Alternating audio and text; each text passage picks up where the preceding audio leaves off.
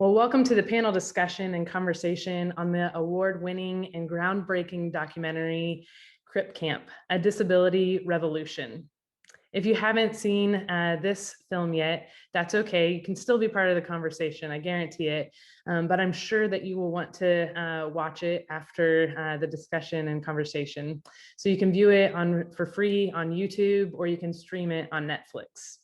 It was released on March 25th, 2020 by Netflix and received praise from critics. It's also received an Academy Award nomination for Best Documentary Feature, and I hope that it wins on April 24th. My name is Laura Steed-Lorino, and I'm the Executive Director and Community Leader of L'Arche, North Carolina. And we are currently a community in formation, seeking to establish our first home in the next year. For now, I'm grateful for this opportunity to be with you all in community in the Zoom room. And I'm excited for this evening as we gather to discuss, learn, and explore with one another. Tonight, as we do gather, I've intentionally set the Zoom to where we can see one another instead of solely on a speaker in a webinar style. However, if you'd like to do so, you can toggle your setting to the view that best suits you and the ways that you would like to view Zoom. Likewise, you can change your name and add your pronouns. And in the comments, I welcome you to add your city, state, or country as we have at least one other country joining us this evening. As I know that we're calling from various parts of the world, it'll be interesting to see where we are calling from. We will begin with our introductions of our panelists, and I'll be moderating the conversation. Afterwards, we'll open it up for questions and answers. And I invite you throughout the discussion until that Q&A time to keep your mic muted. And if for some reason, and if for some of us it's dinner time, please feel free to have dinner, eat some food, or like myself, I'll be drinking some water during the call. If you need to move around, I know that many of us, if you're on the East Coast, might have been in various meetings today, and this might be your 11th or 12th. So please make yourself comfortable. If we were able to do this in person, I'm sure we would have comfortable chairs and be able to just be in a circle and enjoy one another's company. And so as we enter into this conversation, I hope you will likewise situate yourself in a comfortable fashion. And so without further ado, I'd like to begin by introducing our panelists, beginning with Heather Morgan. Heather Morgan is a pastor in, I believe it's Barrie, but I'm getting a head nod. Yes, Barrie, Ontario in Canada, an hour north of Toronto, where she is working on her Master's of Divinity degree. She has 2 grown kids, and between them, they have 7 wheelchairs. Heather has spent a lot of her life finding ways to not just survive with disability, but to thrive, and is now working on ways of expanding those ideas in the church. In her free time, Heather likes to watch comedies on Netflix or go on runs with her husband, Trevor, in her racing chair. And I'd also like to add, I was emailing back and forth with Reverend Carrie Craig, and she knows Heather. And in her email, she said, Heather is amazing. We have worked together for a couple of years, focusing on topics around disability and faith. She is bright, resourceful, and faithful as one who offers their own experience and hopes to help others. I'm excited to see her in action tonight. Our second panelist is Rahsaan Ellison-Johnson. He currently serves as Associate Director of Services to Students with Disabilities at California State University, Sacramento. He received his BA in English with a minor in Ethnic Studies from the University of the Pacific in Stockton, California. As an undergraduate student, Rahsaan was involved with several social justice student groups and identified his career path in student affairs. Rahsaan received his master's in education from the University of the Pacific and acquired experience in student affairs in his roles as a diversity coordinator and safe zone program assistant in multicultural affairs, and as a disability service provider, academic coach, coordinator, and assistant director of services for students with disabilities. Rahsaan is a dear friend of mine from my time at Pacific, and I have so many wonderful memories of Rahsaan leading a lunchtime praise and worship time for students called Soul Food, Faith, Food, and Fellowship, where he led students, staff, and faculty in the time of music. He is by far one of the most talented pianists I know, and I wish we had time at the end of this for him to pound on the keyboard, because absolutely amazing. So thanks, Heather and Rahsaan, for being here. And our third panelist from L'Arche USA, Theo Latiolais, I hope I got that right, got a wave, is the Director of External Affairs at L'Arche USA. His primary focus is on spreading the word and raising awareness of L'Arche in the United States. He also assists in fundraising and recruitment efforts, and he grew up in Asia and sub-Saharan Africa as his mother worked for the United Nations World Food Program. He now lives in Oregon with his extremely talkative snowshoe cat. His passions include weightlifting, biking, playing guitar, home recording, and Popeye's chicken sandwiches. And Theo has been at L'Arche for 2 years, and he is a self-proclaimed, in quotes, L'Arche baby. However, I would say in my first 2.5 months of being with L'Arche North Carolina, I have quickly learned he is extremely talented and a wonderful advocate. And I am so excited that he said yes to being on this panel. So thank you, Heather, Rahsaan, and Theo. As we begin our conversation, I'd like to invite each panelist up to 5 minutes to begin our conversation with just their thoughts and reflections on the documentary. So I'm going to mute and I'll let you jump in, whichever who would like to go first. So just your reflections on the documentary Crip Camp.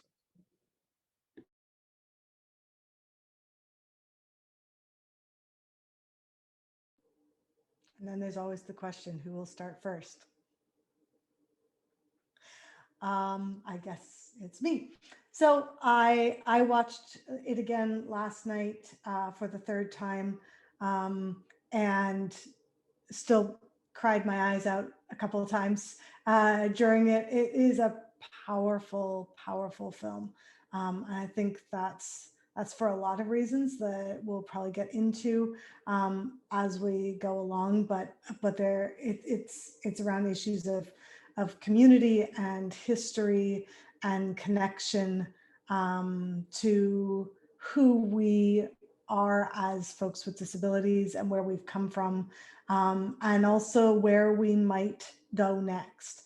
And I think that telling the story in such a compelling, compact sort of way with all of that original footage is just,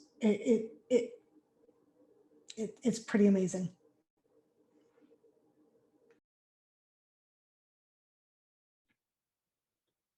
Thanks, Heather. I'll take the question of who will go next, and we'll just say we'll go in order of the introduction. So Rahsaan, if you'd like to share next.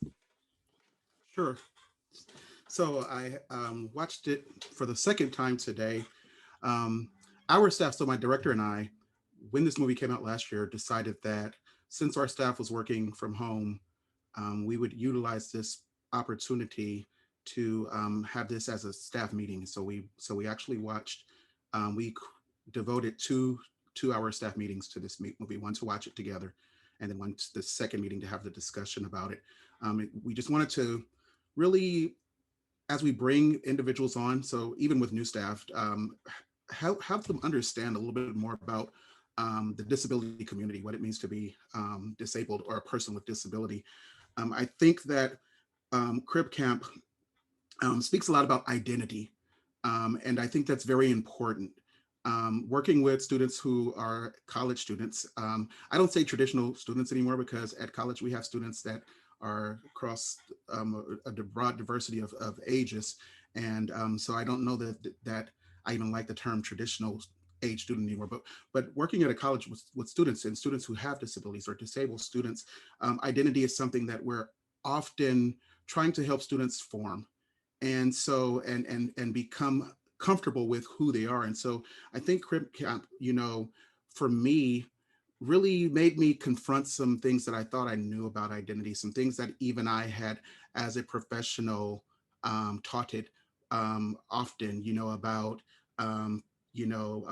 this person first language, versus disability first language.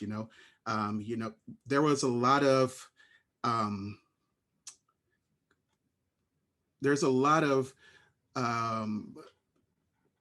back and forth on what we should use. And you know, as a professional in the past, I've always been a proponent of person first language. And after watching this movie, this documentary, and listening to stories and engaging in conversations outside of the movie, you know, that's changed my my thought process. And it's not that I say I'm identity first; it's more about how people want it to be how people want it to be referred to. So if you're disabled, you know, if you want to be referred to as a person with a disability versus if you want to be referred to as a disabled person.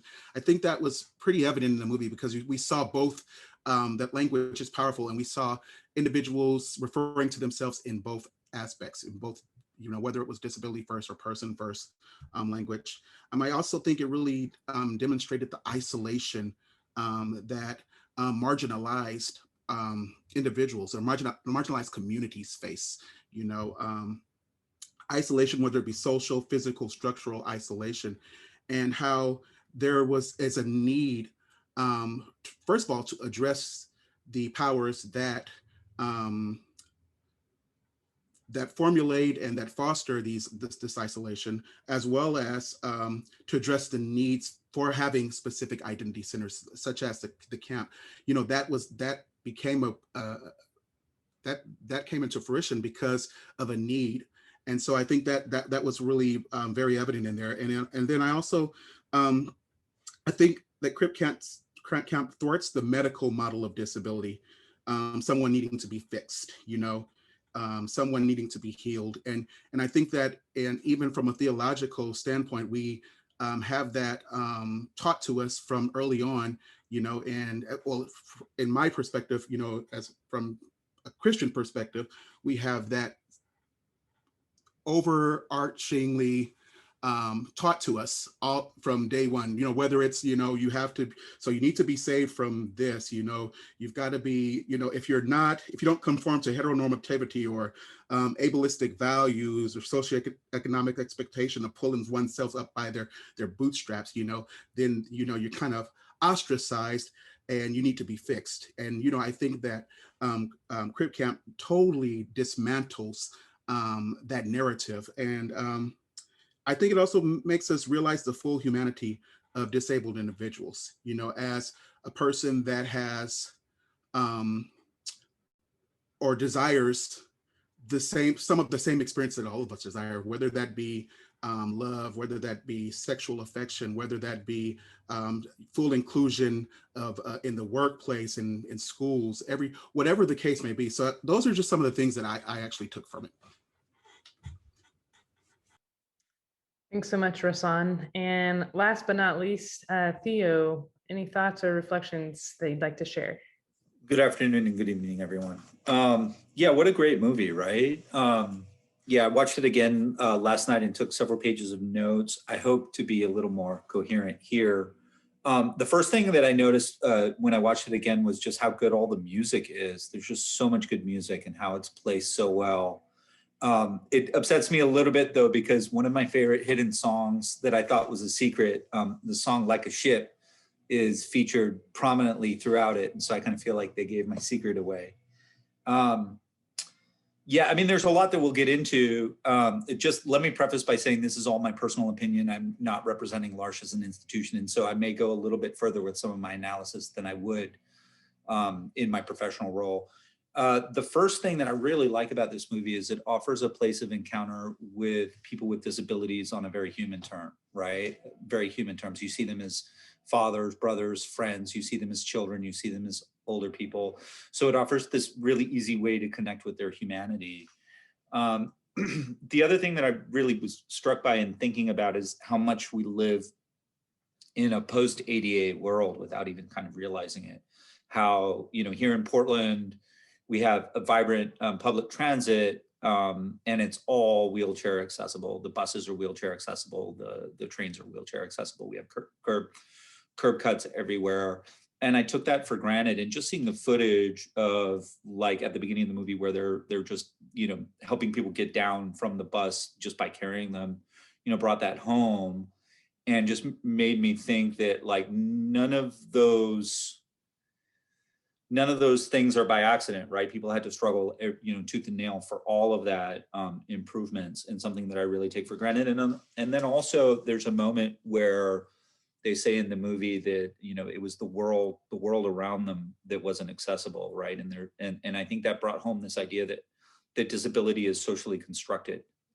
It's a socially constructed issue that by making the world more accessible, by doing things that now we take for granted, can really reduce people's the friction that they have with the environment. The other thing that I was really struck by was this notion of stigma that they talked about, and how disability is associated with, and I think still to this day, we'll talk about this later, how disability is associated with stigma and how it is socially isolated. And what does all that mean? What does that mean? What is that in-group, out-group sort of mechanism that's happening there? And how do we combat that? And what are some of the drawbacks of kind of hiding disability from public view, and the stigmas that are associated with that? Those are just some of my initial thoughts, and be sure to share more later. I also will say, and I'll be a little bit flippant, but this is the truth, I like movies where the bad guy is a white man, which I think is the case here. I really do. So Joseph Califano. So yeah, I think he was a good villain. So. Thank you to each of the panelists for just opening up the conversation. And I think each of you said, I'll get into this a little bit more later. So I'm excited to continue to dive in. And so just next question, this documentary, released a little over a year ago, was immediately labeled groundbreaking. It's won awards and is currently, as I mentioned before, nominated for an Oscar. And so would love to hear from you. Why do you think that this documentary is essential? So I think for my part, like every group of marginalized people, there's something profound about knowing our history. And yet, unlike most, we can't simply learn the stories of our people from our parents and our grandparents, our aunts and our uncles. This documentary does something similar for me as my relationship with Reverend Carey has done, which is to tap me into my history as a disabled individual, and to connect me with people whose stories resonate really deeply with my own experiences. So often, I'll message Carrie and I'll tell her about something that happened, or we'll be talking about something that happened. She'll be like, oh yeah, that happened to me too when I was that age. And there is a sense of, oh wait, I'm not actually alone in this. And for me, personally, my story of disability involved a lot of loneliness and pain and exclusion as a child, especially. And so getting tied into that bigger story of, wait, this wasn't just me, this was everyone's story. We were all isolated, we were all excluded, we were all on our own. It changes the narrative. We're not actually alone in the barriers we've had to face, but we're also not alone in the fight to find space to be fully and authentically ourselves. And I think in doing so, it welcomes me and my little story into a much bigger narrative that both makes me feel like there's a place for me in the story, and also reminds me that the changes I'm working on aren't changes I'm left having to achieve on my own. And I think you really see this in the final scenes of Crip Camp, where there's the image of the Capitol crawl, and you see the young girl who's 10 years old and has a wheelchair that properly fits her, and all of those things, and she's not in an institution, and she's, she seems to be surrounded by family who are engaged in her involvement in these things, and now she's the one climbing the stairs, and she's actually more or less the same age as I am, because it was 1990, and that's about how big I was in 1990. So it very much feels like the baton has been passed on to the next generation. But we do our best work when we recognize that back and forth, that we're not just alone trying to work on the problems of today, but that we're part of this longer lineage of people making a difference. And for me, I think that's why it's most profound. I think this movie is groundbreaking because one, just the bruteness and the matter of factness of how it presents all the events that happened. You know, I think about being living in America. You know, this is disability history, and it is also American history, and it shows how America has. It demonstrates how basically America has failed in being exactly what it says it's supposed to be. You know, for all people, everybody that comes to America is supposed to be, you know, considered. You know, they matter. They have this inalienable freedom and these rights. Yet we have communities such as the disability community that had to fight for a right, and yet it's considered American, you know. So I think that's one thing. I think it also um, when we see these stories, because you know we've been confronted with so much fake news, when we see these stories of real people experiencing oppression that does not have to be, you know, we see real stories of people crying and fighting out to be heard. You know, people fighting out to um, be able to enter places, public places, and we call that public accommodation. Where it's like, why should we have to accommodate someone, right? The thing is that our structure should be already inclusive so that folks don't need to be accommodated. Folks don't have to, you know, have a separate entrance, you know, to get into a building. I think it also it speaks to, and I'll say this again, you know, the humanity of having a disability or being disabled. And I think that's just as important, because the stories that we hear, you know, as people tell stories from their experiences, you can't deny those stories because those are individuals' experiences. And they're very much a part of American history as what's written in the history books.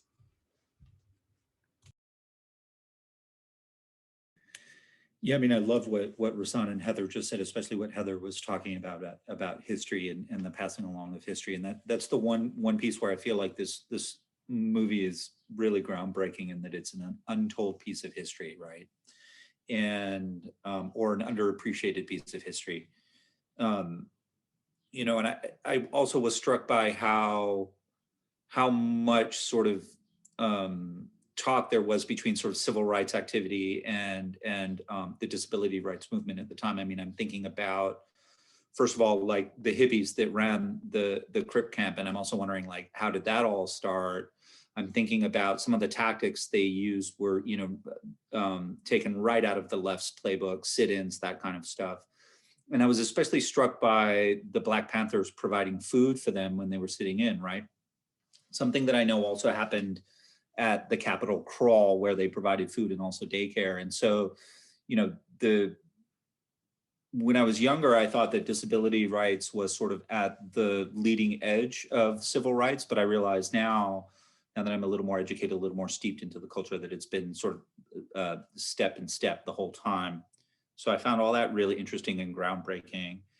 I think one of the more powerful pieces of the movie is how it centers the voices of people with disabilities. They're the star of the movie. You know, they're the stars of the movie, and particularly the female leaders that you can see really drove some of the activity. I think that was incredibly powerful.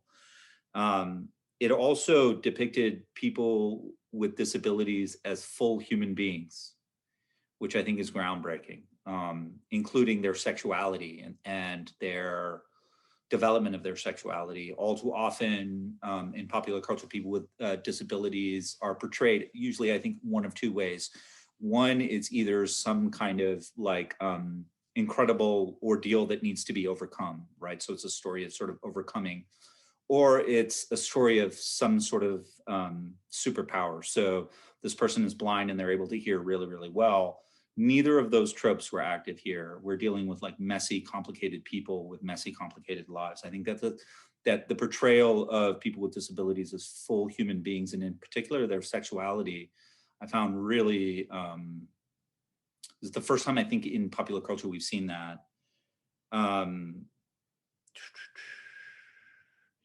And I think it, you know, the depiction of them as full human beings with the full spectrum of human experiences made those scenes in Willowbrook of the young men, you know, with disabilities like eating off the plates even more disturbing than they would have been otherwise, because you've now sat through an hour of this movie where you start to see these people as people.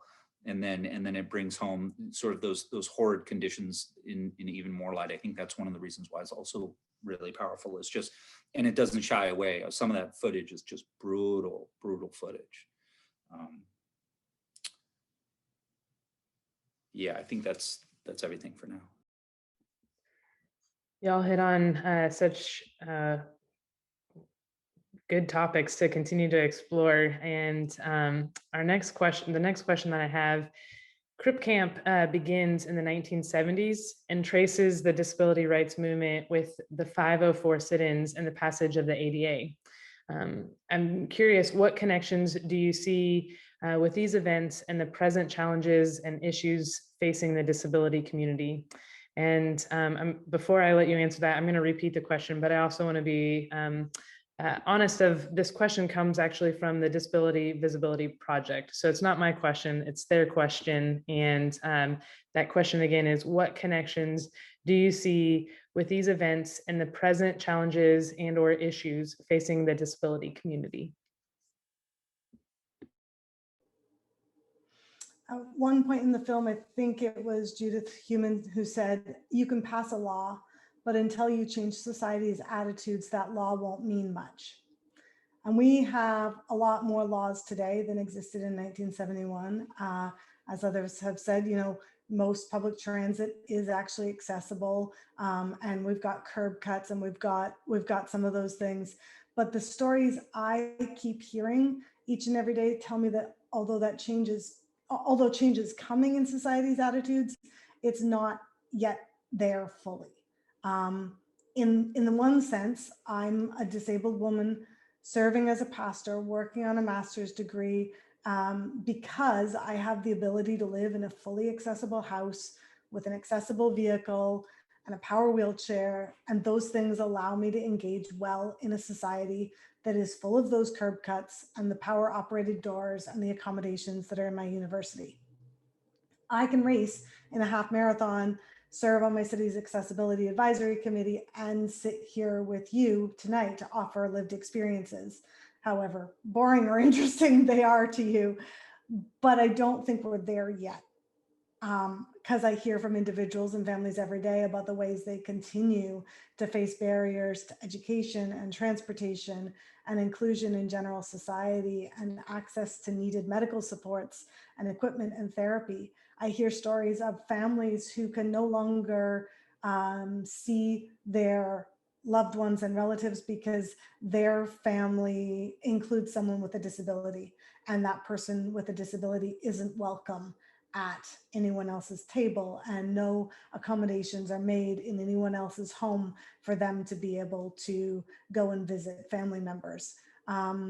Most sadly, I think I hear experiences from individuals and families about the way they continue to face segregation and inaccessibility and invisibility in their communities of faith, particularly in Christian communities and churches.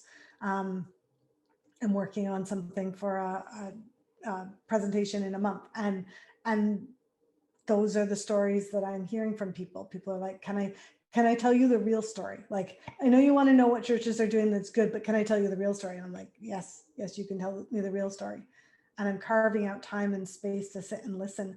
And the real stories, the real stories tell me that we haven't got the attitudes all the way there yet.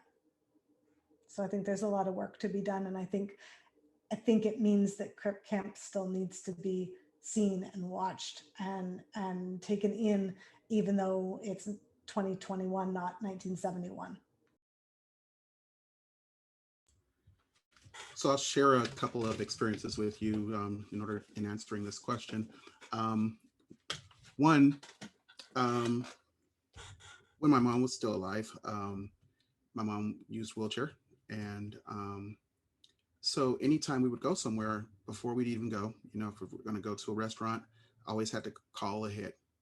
This is post ADA. This is post ADA reenactment in 2008. This is 2014, 2015, 2016.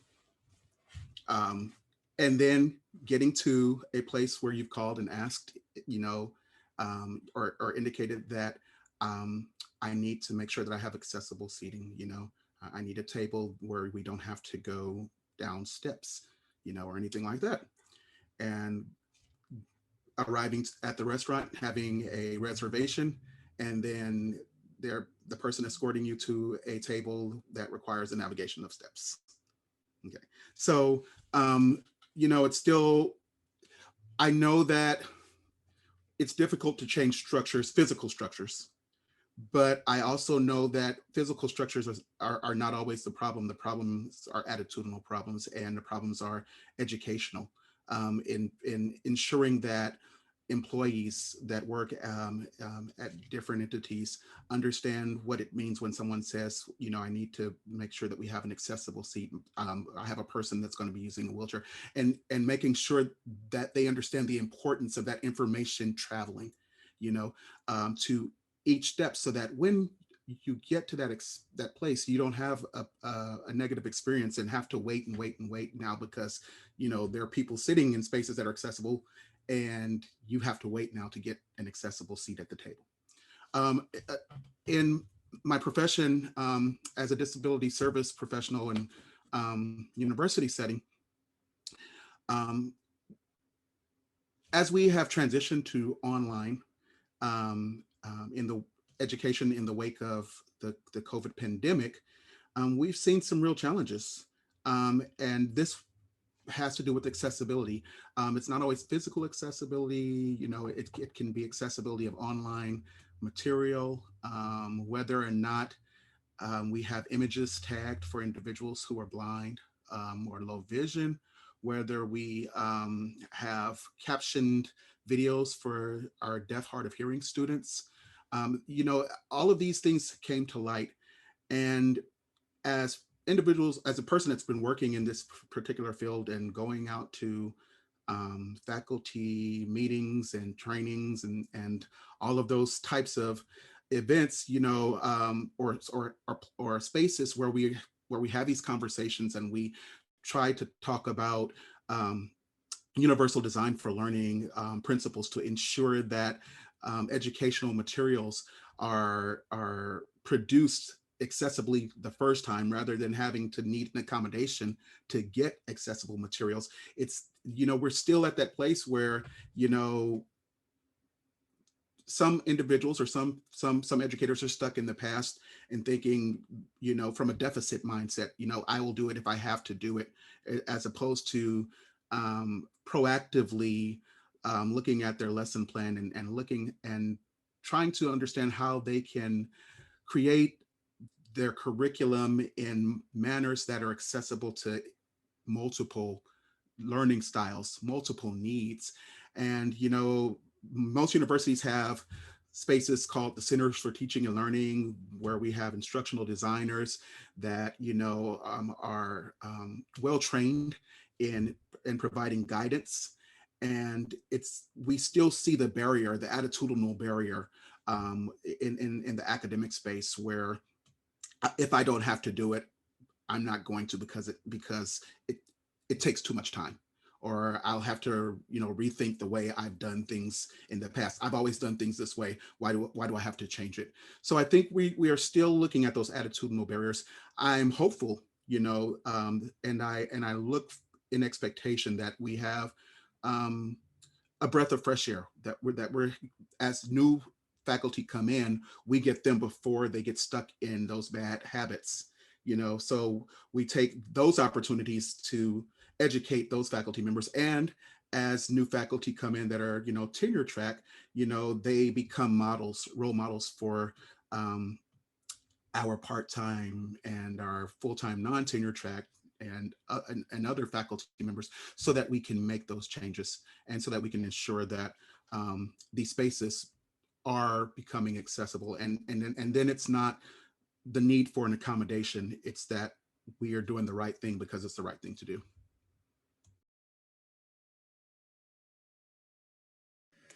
Yeah, I mean, I'll echo what much of what Heather and Rahsaan have said. Accessibility continues to be an issue, both in the broader sense and then also physical accessibility. Here in Oregon, the state just released a press release that they're going to spend the next 25 years making state parks and restrooms on state parks physically accessible. My first response was, 25 years sounds like a long time, and also just my second response was that it hadn't been done already. But I think also, bigger issues of access, access to opportunities, educational opportunities, some of the stuff Heather talked about. The digital age too has its own access issues. While we have all this technology, regulations have not caught up. The ADA stuff around the accessibility of websites is vague and unenforceable. Most websites are not accessible. It's something we went through when we designed our website. There's no incentive for people to make their websites accessible. So there's a whole host of accessibility issues that I think still need to be addressed. Institutionalization remains a problem, not in the same way as it was in the 70s and 80s, where you have these large institutions where people are sent to, but we still have group homes. The way the federal government funds care actually incentivizes institutionalization. The federal government is required to pay for institutional care, and it is not mandatory for them to pay for what they call home and community-based services, right? So you may have heard about Medicare waivers. You have to wait a long time. I know there are a little under 300,000 people in the United States waiting for Medicare waivers right now, which means they're in limbo. They're not able to join, live in the apartment that they want, in the community that they want. So the funding structure is set up to incentivize institutionalization and isolation. One of the results of that has been, I can't speak for the disability community as a whole, but I know that people with intellectual disabilities are at much higher risk of physical and sexual abuse. And I think part of that is related to the social isolation and also the stigma. So that continues to be a huge issue. There is a piece of legislation that's actively being discussed that would make Medicare waivers mandatory. It hasn't been introduced. It's highly unlikely that it will pass because it doesn't have bipartisan support at the moment, but it's starting to bubble up. It's called the HCBS All Access Act, if you're interested. I can't remember who's sponsoring it. Heather was completely right. Just the stigma associated with disability continues to be a problem. And this notion that disability is other, I find really problematic, since all of us will be disabled at some point in our lifetime, if we haven't been already, whether that's due to age, infirmity, injury. And that disability is sort of central to the human experience. I also find sort of problematic that we don't acknowledge that part of it is just sort of a subset. And that I believe the disability community is the largest minority community in the United States, which is not something that is sort of regularly acknowledged. And there's a lot of power there. There's a lot of untapped power there. And so I think that continues to be sort of a problematic issue.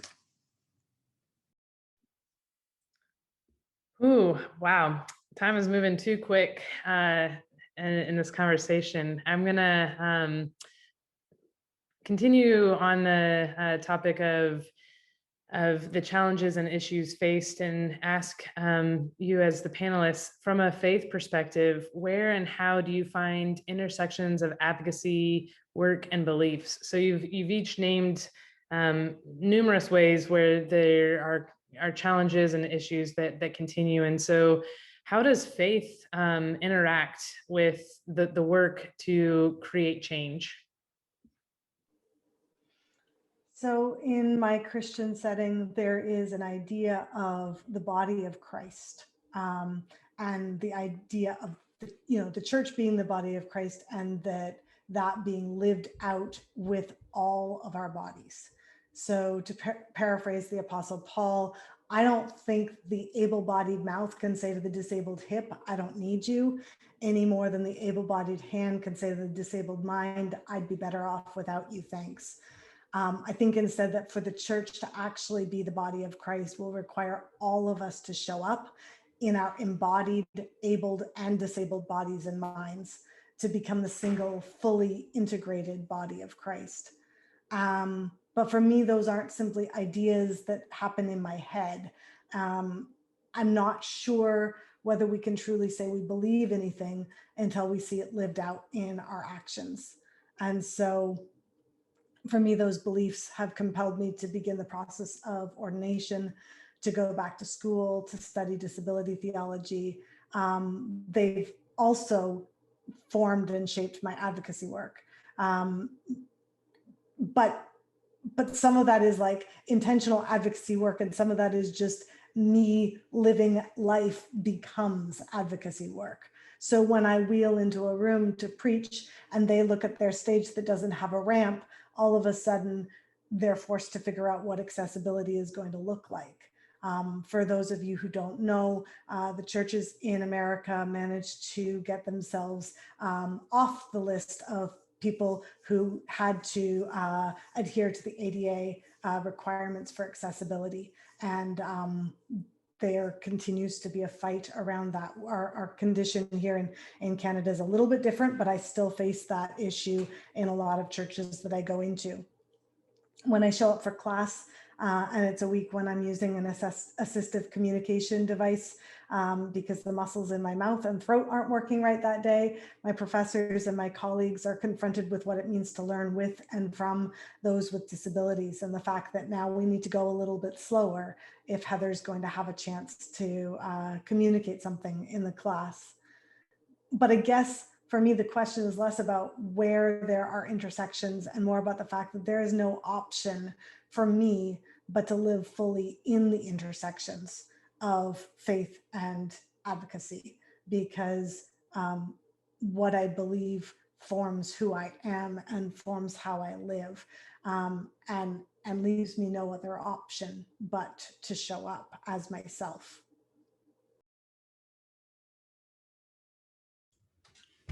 Yeah, I see it as just one of the tenets of the gospel, good news.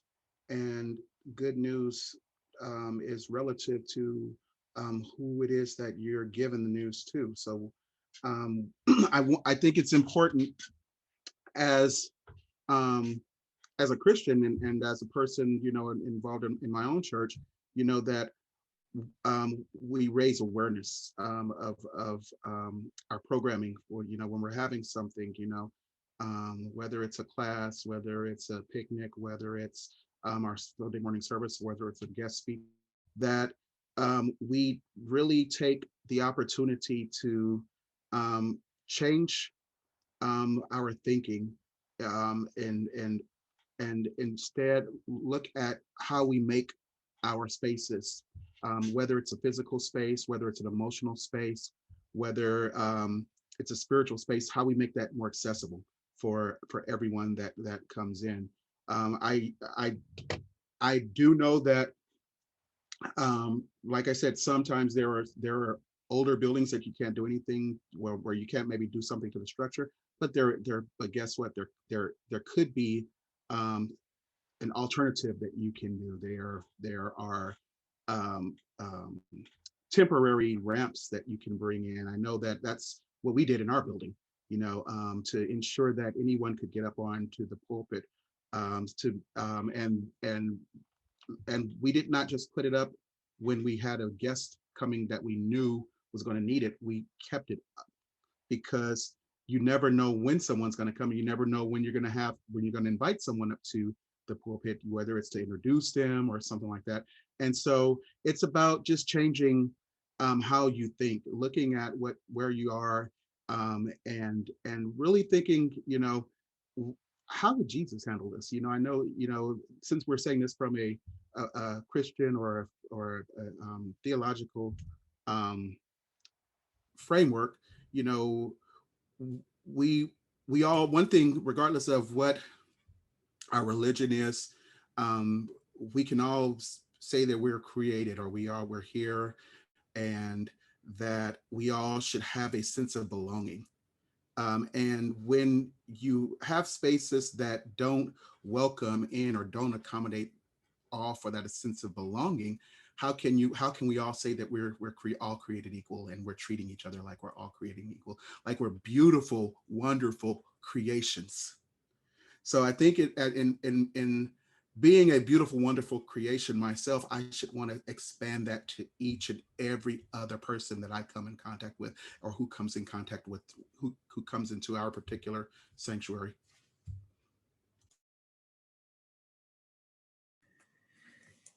Yeah, I guess I kind of took this question a slightly different way, and thought, well, what are some of the interconnections between what I think of faith and what I see as some of the core tenets of the movie? One of them is this idea, that the belief that every human being is inherently worthy, and worthy of dignity and respect and love, right? And I think that that's sort of key to this movie. I feel like there's also an anti-capitalist message as well, both in the faith tradition, in some of the faith traditions, and then also here, that you're not judged by, how many widgets you can produce in a day, but by the content of your character and by your actions, And then also I was thinking a lot about listening, and how,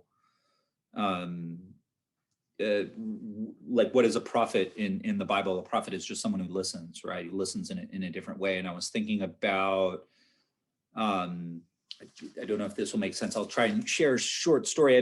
When I first started at L'Arche, I went to Erie, Pennsylvania, where our first community in the United States was founded almost 50 years ago. It'll be 50 next year. And I met a core member named Leroy. I want to say he's in his 70s now, and he's old enough to where he was institutionalized in a state hospital, much like Willowbrook in Pennsylvania. And I met him, I talked to him a couple of nights in a row. The first time I met him was at a dinner at his house. The second time was at a big community event. And I realized the second night that I met him, I could understand him a lot better. I could understand everything he was saying. And that the issue wasn't with his communication skills, the issue was with my listening skills. And that I was unable to listen. And that's something that also is brought up in Crip Camp. I think that what her name is, Anna Rosenblum, who, some of her friends can hear her perfectly clearly, whereas some of us viewers who don't have the listening skills yet, we're not able to fully appreciate what she's saying. And then I'll just close with one of my favorite stories that Leroy told us, which is when he was in the version of Willowbrook, I forget the name, in Pennsylvania, when he was institutionalized there, his job was to provide coffee to the orderlies, and they would pay him a nickel for coffee. And there was one orderly who was a bit of a bully and kind of a mean, nasty orderly, and would just refuse to pay the nickel. So just every time he would just take the coffee, and he just wouldn't pay the nickel. And so one day Leroy put little pink pills in this orderly's coffee, and the pink pills were laxatives as a little trick. So I just love that story from Leroy, and it's something that it took me some time to be able to listen to him and to learn from him. So I think sort of that place of honest and open receptiveness, I think is very, has a lot of commonalities with the faith tradition. Yeah, I don't know why I thought about that story of Leroy, but I thought I would share it because I love it so much. Thank you all for sharing your stories and your perspectives. I really appreciate how each have been able to find a different way of looking at the question and providing a different viewpoint. So thank you. I just want to check in with everyone. So I have checked in with our panelists, and they are able to go past the hour mark. And so we're going to continue the conversation past the hour. If you need to exit and leave the conversation, it's quite all right. We'd scheduled this for an hour, but such good thoughts are going around. So want to continue the conversation for those who can stay past the hour. If you do need to depart, it's quite understandable, and we are recording it, and we'll put the link up to the recording to our social media as well. So if you just need to leave, we understand. So my next question for the panelists, I'm actually going to combine two questions into one. And L'Arche is a community for adults living with and without intellectual developmental disabilities. And really just one thing that attracted me to L'Arche is the sake of community for folks of all different backgrounds and beliefs and abilities, living with one another, supporting each other, sharing meals. And within this documentary, I just saw so much community happening, from the camps to the sit-ins. And so I'm curious, if applicable, what is the power of finding community for you as a disabled person? And also, what, for each of our panelists, what do you hope that communities like L'Arche will take away from the stories told in the documentary?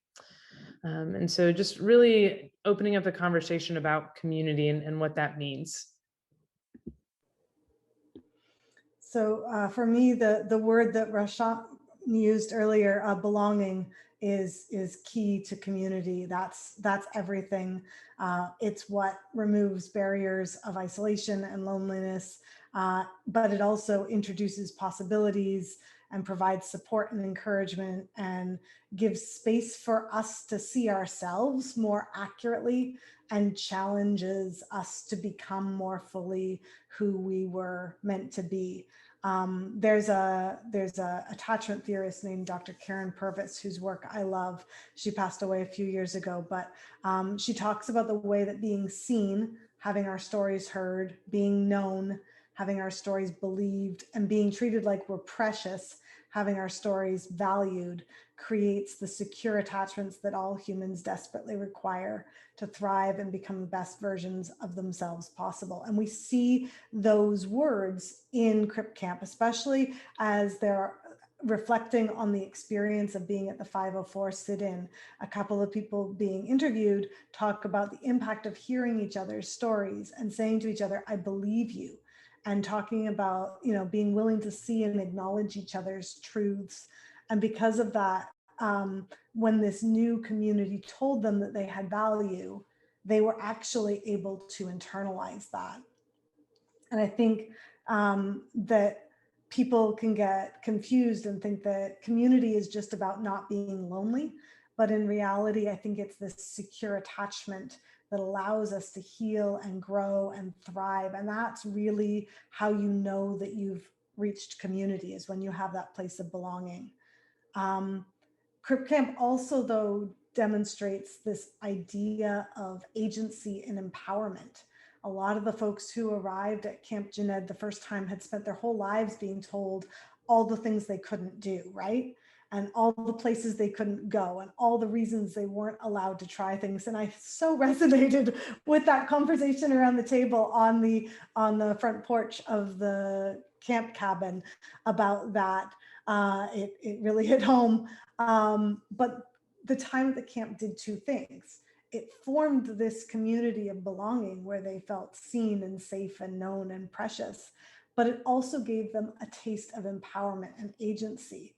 And that had profound impacts. It was that combination that enabled them to think outside the box and the boxes and the frameworks that they had been given as children, and to suffuse their imaginations. That's what created that community in Berkeley. That's what led to the sit-ins. That's what made the domino effect get started.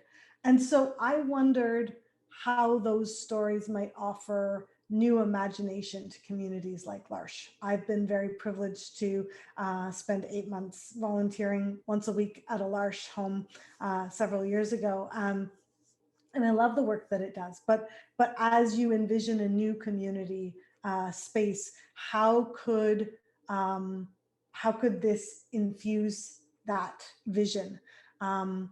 As we saw in the documentary, I think agency and empowerment can be really messy. It takes an enormous amount of time. You saw the meetings that had to go on until 3 a.m. to make sure everyone was heard. But it also creates these deep communities of belonging and hope and possibility.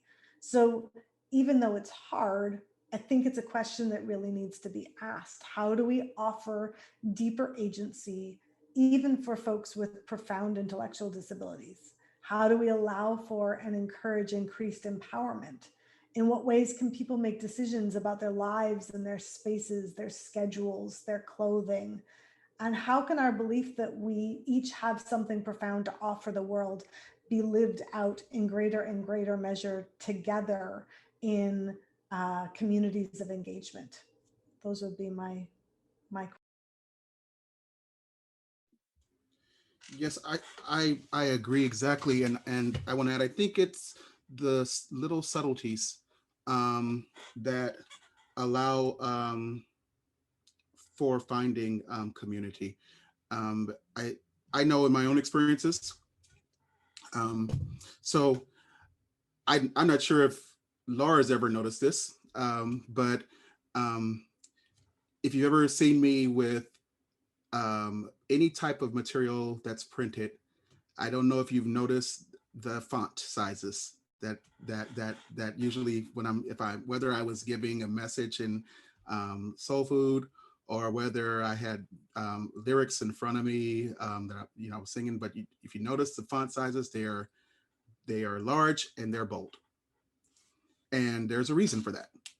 And I think that one of the spaces when I come into a space and knowing that I'm going to be having to participate in something, and there's going to be a need to follow directions or a need to read something.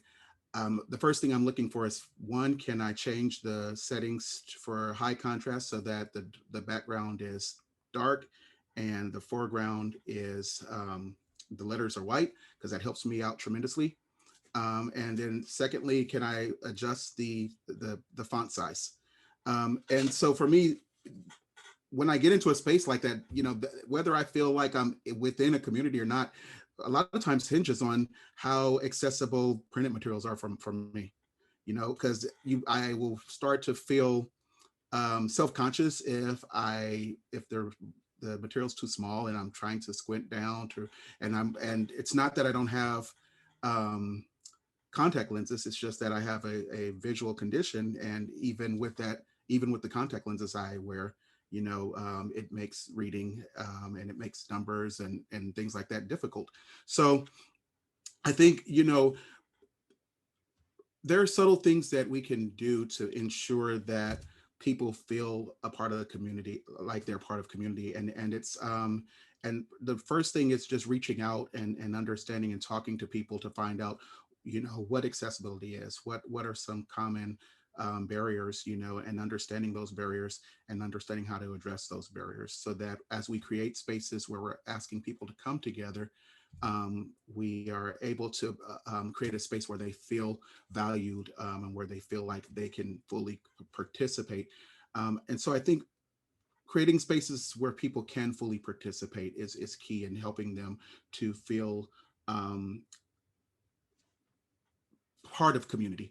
And that community doesn't, a lot of times we think about sub communities, but folks shouldn't have to go to a sub community to feel part of community. We should create spaces where people can come from various sub communities, even regardless of what their ability is, at what their race, ethnicity, what their sexual orientation, whatever the case may be. So I think it's really important that we just intentionally create spaces that for people to find community. Yeah, I know we're going over. I'll try and keep it short. I loved what Heather was talking about the secure attachments that come in community. And one of the things I was thinking about is when I've experienced true community, I feel an acceptance of my full self, flaws included.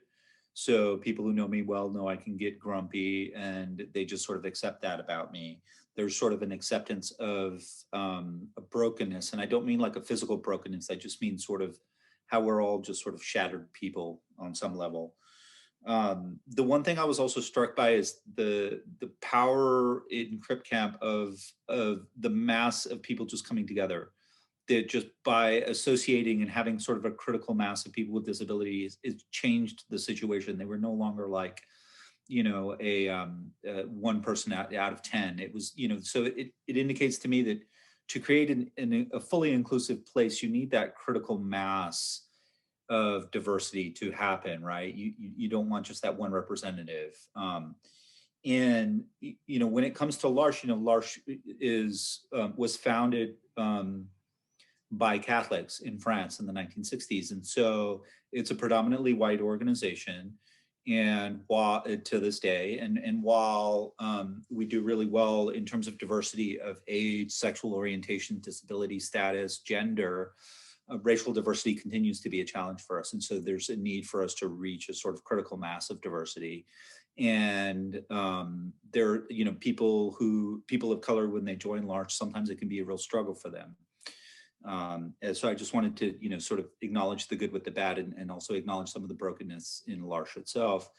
You know, and as a Catholic organization, you know, we have well, as an organization with Catholic roots, we have a tricky relationship with sexuality, you know, and particularly the sexuality of people with intellectual disabilities. And so that's a place that I see a growth edge for L'Arche. The other part that I was thinking about is just centering the voices of people with disabilities and actively working to do so, even in terms of advocacy. And just thinking a lot about sort of the notion of good trouble from John Lewis, and the idea of civil disobedience and what role L'Arche may play in some of those activities, with the understanding that we're not technically an advocacy organization, right? We're a community organization, and that, you know, there are certain limitations to what we can do advocacy wise just because of, you know, the IRS, but there is still a role for L'Arche to be an advocate. And what does that look like, and what does that mean?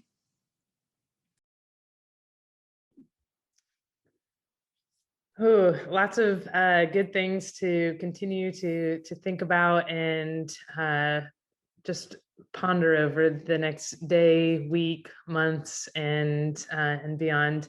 At this point, I'd just like to open up to those who are in the Zoom room to just have a conversation. And so if you have a question you'd like to ask a panelist or the panelists, if you'd like to unmute and ask it, or if you'd like to type it into the chat, we'll just have 3 or 4 minutes of some Q&A for our conversation. And if it's going so well, we won't cut it off, but we'll just see how this conversation continues. So any questions after this conversation so far that you have been hoping to ask and waiting to ask? Laura, this is Bonnie, and I just wanted to jump in. And I had a birth defect in my leg. It was amputated when I was 5. And a lot of what Crip Camp brought up for me was memories of going skiing. And when I went skiing with other amputees, that was the first time I was around a lot of people with disabilities. And I started at about 15. So from 15 to 19, 20, I was surrounded by this community of skiers who all had disabilities. It was all kinds of disabilities. And I moved to Winter Park and, you know, really was surrounded by that community. And so what struck me about Crip Camp is that part of it was that they were teenagers, and, you know, they were getting their first kiss and their first date, and their, you know, all of that stuff was happening. And so we're talking about a lot of this stuff, you know, for everybody, but it's so important for teenagers to be able to find their voice and their sense of identity. And I just remember doing that. I also skied with the Black skiers. There was a big Black ski organization. So I skied with the people with disabilities, and then I went and skied with the Black people. And each of those communities gave me so much strength and identity. And I eventually was on the US team, but the US Paralympic team. And it was such a great opportunity to get that strength. So I had my own Crip Camp with the disabled skiers. Thank you so much for sharing, Bonnie. And I just brought a smile to my face hearing you share that, and also hearing the challenge. So holding both that challenge and the joy with you. So thank you for sharing. Laura, this is Carrie. And I've been thinking about the difference between the whole situation in the 70s. I was just a bit behind everyone that was in the movie. So everywhere I went, they helped blaze a trail for me to, get into college and ride the buses. And there's just a whole bunch of that I can identify with. I'm very aware and have been thinking about it and writing about it a lot over this last year as how this pandemic has really raised concern in a lot of ways as to how far we've really gotten, the attitudes of care and concern, and even just making sure that we were going to get vaccines. I've been in North Carolina working very hard because people with disabilities were all over the map and up at group 1, then dropped to group 4. And it was just very complicated. Within all that, we've had some people write some pretty intense reflections. Like Alice Wong did a piece last spring on who's expendable. And I just feel like this is the next step, that in some ways we've been given this alert.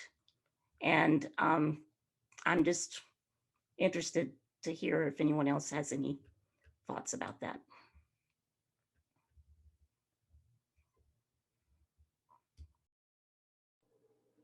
I would completely agree. I think that there's a couple of things that I think we need to pay attention to that have shown up this year. One is the expendability piece in various places, where there are triage protocols that have been brought into place, and there have been concerns about whether ventilators would be taken from people who had their own ventilators when they got to hospitals and were sick, and given to people who were not disabled, and all those sorts of questions, and questions about vaccines. I know California's also had quite a lot of issues with access to vaccines for their disabled folks. I'm not in the States, so I don't have, on the ground, but, just through social media conversations with the folks I'm connected with, we're having similar issues up here in Canada.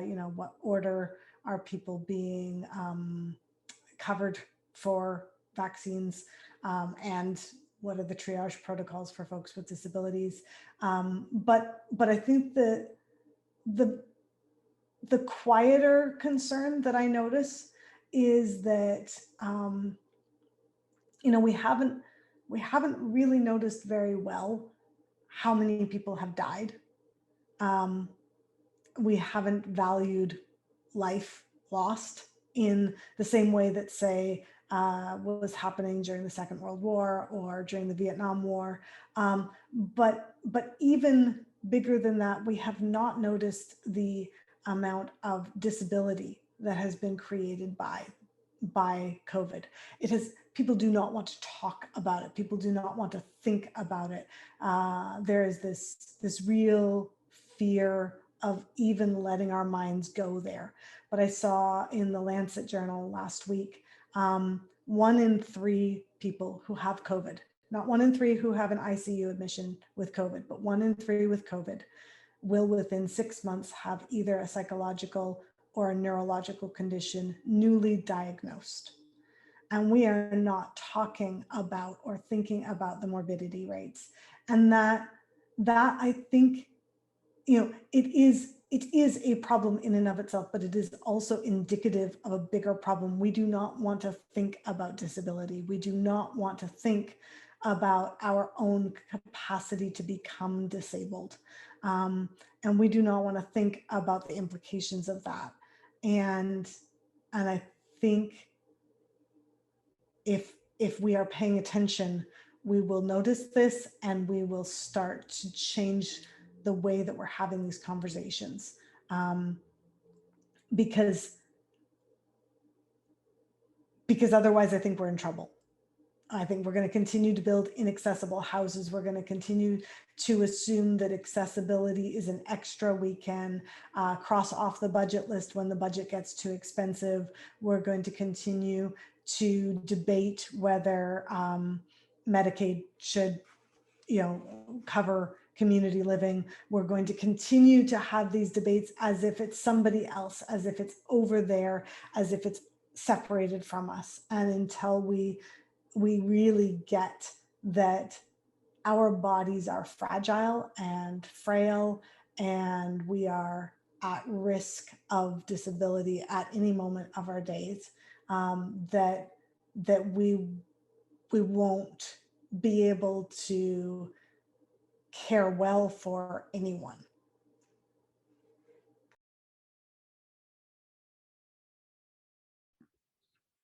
Very well put.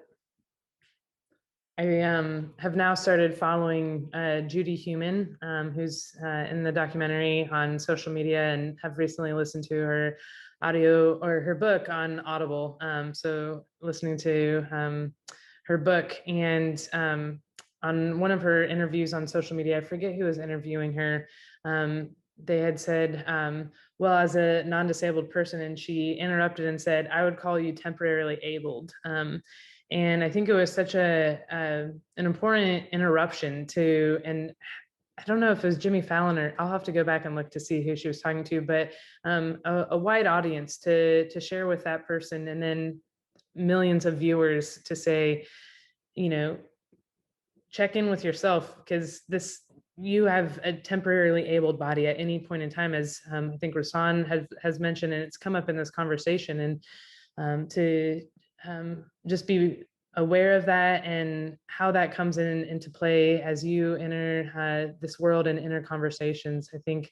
And as just speaking from an I statement personally, is reframes the conversation and reframes advocacy work and all of the above. Any other questions before we close out this evening?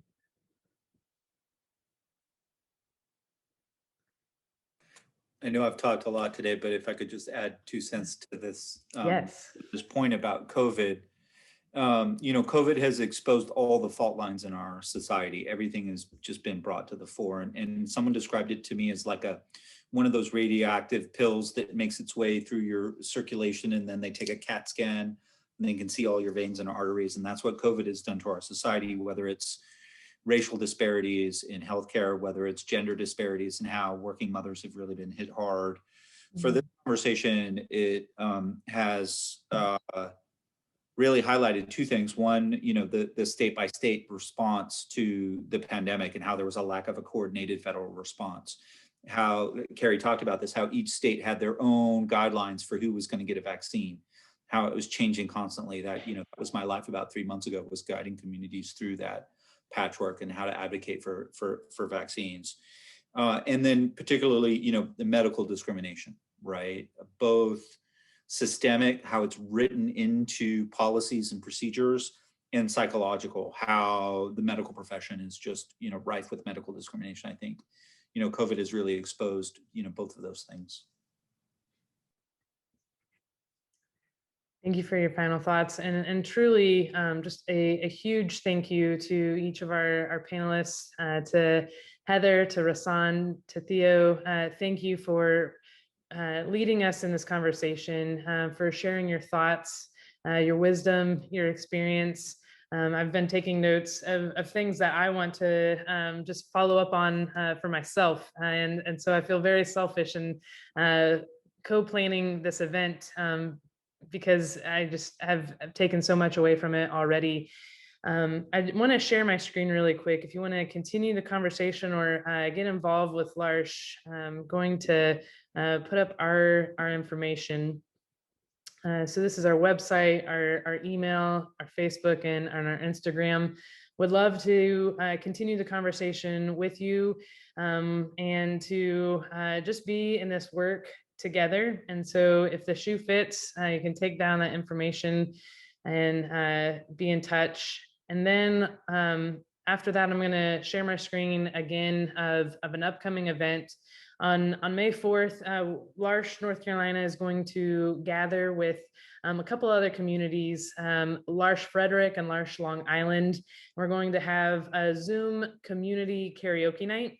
May the 4th be with you will be our theme. So if you like to sing or if you like to watch others take part in some musical fun, I hope you will join us. I'll be sharing that information on our email listserv as well as on our social media pages as well. But just to save the date for May the 4th, and it's going to be at 7 p.m.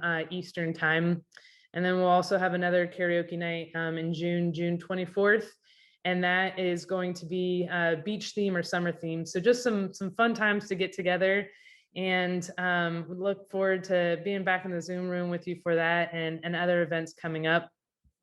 And here's just the little spoiler for that with R2D2 letting us know that it's going to be Star Wars themed. So wear something Star Wars or find a song that has stars or space or something fun, or maybe you can't find a song that fits that theme. You can always just sing your favorite song. So thank you all for being here this evening. Oh, I see Jax. I know Jax is a huge Star Wars fan. So we're looking forward to joining Jax and others, hopefully with some Star Wars themed festivities on May the 4th.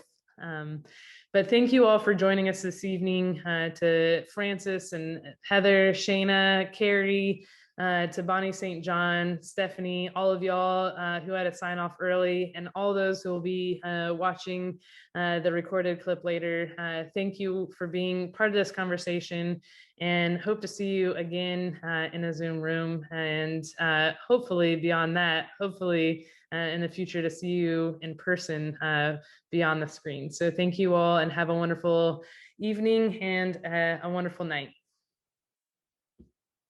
Take care.